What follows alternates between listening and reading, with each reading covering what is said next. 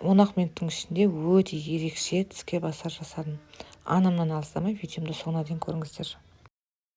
Баршаңызға ассалаумағалейкум. Бүгін мен сіздерге өте ерекше тіске басар жасап көрсетпекшімін. Анамнан алыстамай видеомды соңына дейін көрсеңіздер. Ал бисмиллах, ыдысымда менің бөлме температурасындағы айран бар. Және де оған 2 жұмыртқамызды салып аламыз. Мен барлық ингредиенттерді төмендегі описаниеге жазып қалдырамын. Сол жерден көріп алсаңыздар болады. Және де осы самызға біраз қасық қант саламыз. 1 шай қасық қопсытқыш саламыз. Қопсытқыш деген көбі түсінбейді. Яғни қопсытқыш деген разрыхлитель. Енді жақсылап араластырып аламыз. Қандай бір тұз салып жіберсеңіздер де болады. Татымына қарай. Міне осы жағына салып.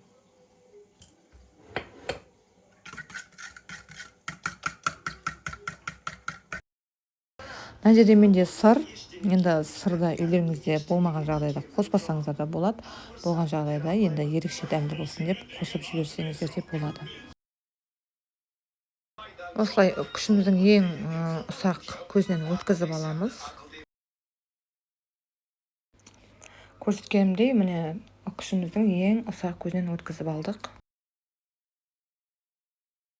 Енді дайын болған масамыздың үстіне сырымызды саламыз. Және жақсылап араластырып аламыз.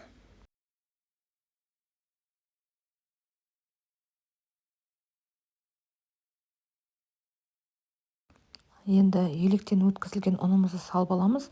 Ұнды мен мысалы үйге әкелген кезде ұнды міндетті түрде бірінші ыдысыма салмай тұрып електен өткізіп алып саламын. Енді ана жерде ұнымызды саламыз. Барлық қамырды илейтін кезде мен көз мөлшерімен саламын. Ең бастысы қолымызға жабыспайтын қамыр илеуіміз керек.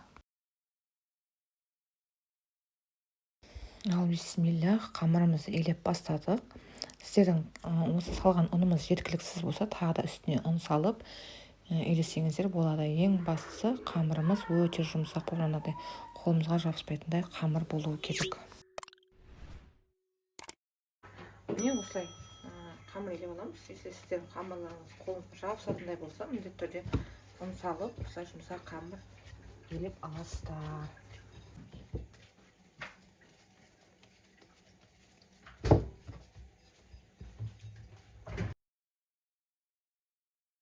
Енді қамырымызды бір 10-15 минутқа демалдырып қоямыз.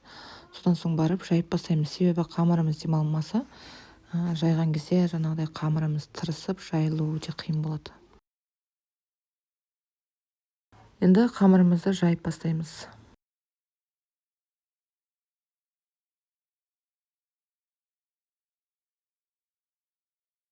Бірінші қолымыздың көмегімен жұқартамыз.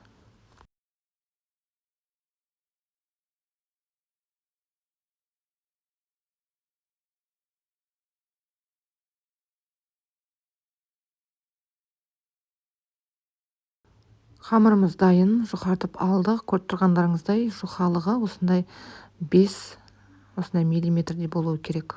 Дәл осындай экранда көрсетілгендей. Енді жұқарған қамырымызды бөлшектерге бөліп бастаймыз.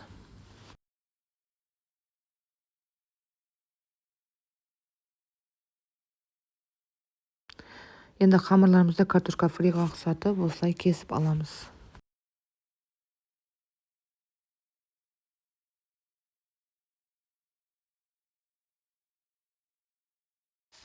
Енді қуыратын тапамызға майымызды көп емес аз мөлшерде құйып қыздырып, қызып тұрған майымызды осылай қуырып ала береміз, екі жағын қып-қызыл етіп.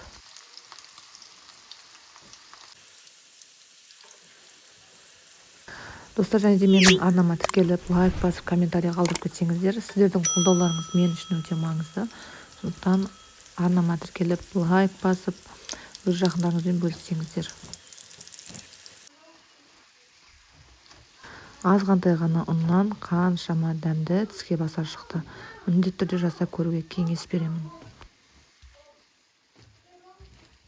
Ал міне келіңіз, 10 минуттың ішінде осындай 2 тәрелкеге толтырып тіске басар пісіріп алдым.